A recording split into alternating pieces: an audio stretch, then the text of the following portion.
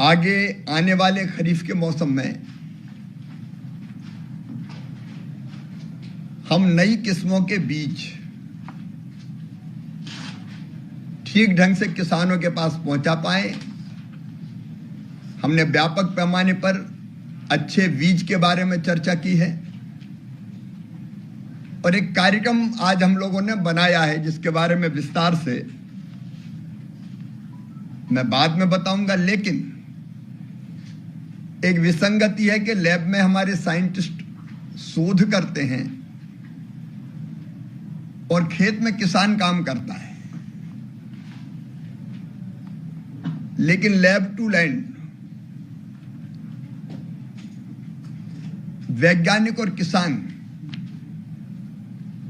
साथ मिलकर काम करें, इसकी बड़ी आवश्यकता है। मुझे कहते हुए प्रसन्नता है, हमारे पास आईसीआर के, कृषि विज्ञान केंद्र के, एग्रीकल्चर यूनिवर्सिटीज के कुल मिला के 16,000 साइंटिस्ट हैं।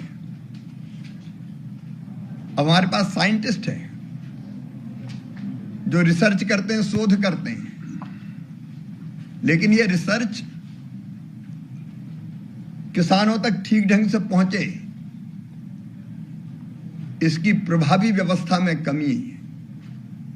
और इसलिए इस बार तय किया है कि खरीफ की फसल के लिए ही, खरीफ की बोनी 15 जून के बाद प्रारंभ होती है हमारे यहां, मानसून के बाद आमतौर पर। हमारे ये सारे वैज्ञानिक, इनकी 4 वैज्ञानिकों की एक टीम बनाएंगे। इनके साथ राज्य के कृषि विभाग का अमला जुड़ेगा, केंद्र सरकार के कृषि विभाग के साथी भी जुड़ेंगे, प्रगतिशील किसान जुड़ेंगे और ये 15 दिन के लिए खरीफ की फसल में उत्पादन कैसे बढ़े, अच्छा बीज, बेस्ट प्रैक्टिस, उनको कैसे लागू करें, इसके बारे में किसानों से संवाद करेंगे। जहां तक खरीफ में बीज का सवाल है, बीज की आवश्यकता है 164.24 लाख क्विंटल और हमारे पास पर्याप्त बीज है 178.48 लाख क्विंटल। ये सभी राज्यों ने जो मांग की है उसके आधार पर हम ये उन्नत बीज उपलब्ध करवा पाएंगे। खुशी की बात यह कि सीड रिप्लेसमेंट की दर अब लगातार बढ़ रही है।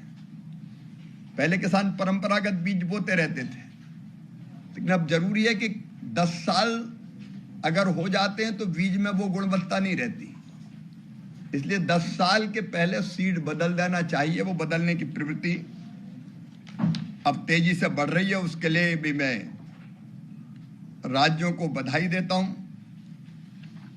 आज हमने खाद की उपलब्धता पर चर्चा की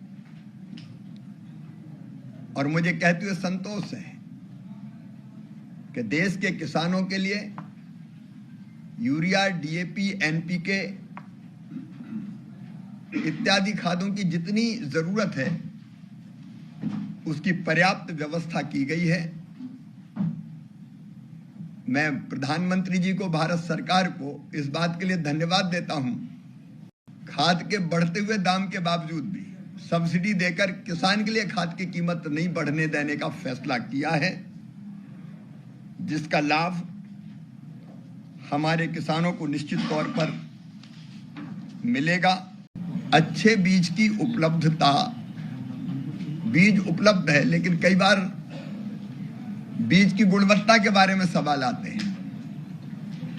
कई बार कोई निजी कंपनी बीज देती है लेकिन बेहतर अंकुरण नहीं होता, किस्म उतनी अच्छी नहीं निकलती। इसलिए फिर से सीड एक्ट पर विचार करने की सलाह भी सबने दी है,